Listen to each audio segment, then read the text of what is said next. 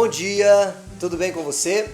Hoje nós vamos falar sobre Acabe e Jezabel, o rei Acabe e a rainha Jezabel. Acabe foi um dos reis de Israel, depois de Saul, depois de Salomão, de Davi, ou melhor, na ordem, Saul, Davi e Salomão, e o filho de Salomão, Roboão, e a partir dele o reino se dividiu. As 12 tribos se dividiram. 2 tribos formaram um reino e 10 tribos formaram outro reino. E Acabe, lá na frente, ele foi um dos reis dessas 10 tribos. Acabe se casou com uma mulher chamada Jezabel. Isso está lá em 1 Reis, a partir do capítulo de número 16. Acabe se deixou corromper por causa desse casamento com Jezabel. Jezabel era uma sacerdotisa de Baal, um deus falso. Acabe era um rei fraco.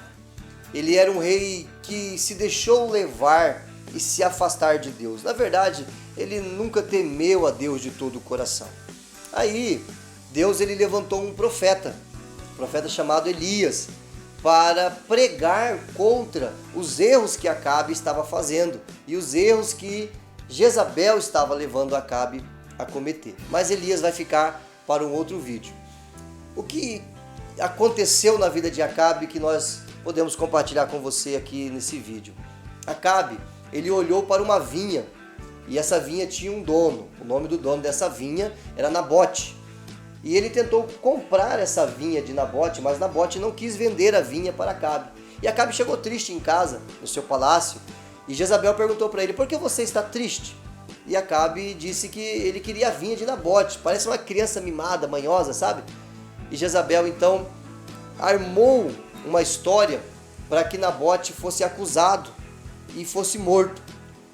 E depois que aconteceu isso, ela chamou Acabe e disse: ó, a vinha é sua, Nabote está morto e agora você pode se apossar da vinha. Mas aquilo que ela fez é errado. Aquilo que Acabe fez era errado. Então o profeta Elias chegou até eles e disse para eles que Deus iria puni-los por causa daquilo que eles fizeram. Acabe, ele morreu de uma forma trágica na guerra. Ele foi atingido por uma flecha e ele acabou morrendo.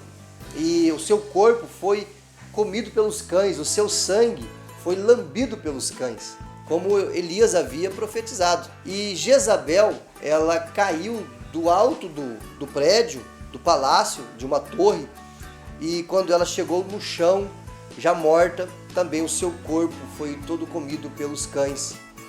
E somente a sua mão ficou ali intacta, sem ser devorada pelos cães.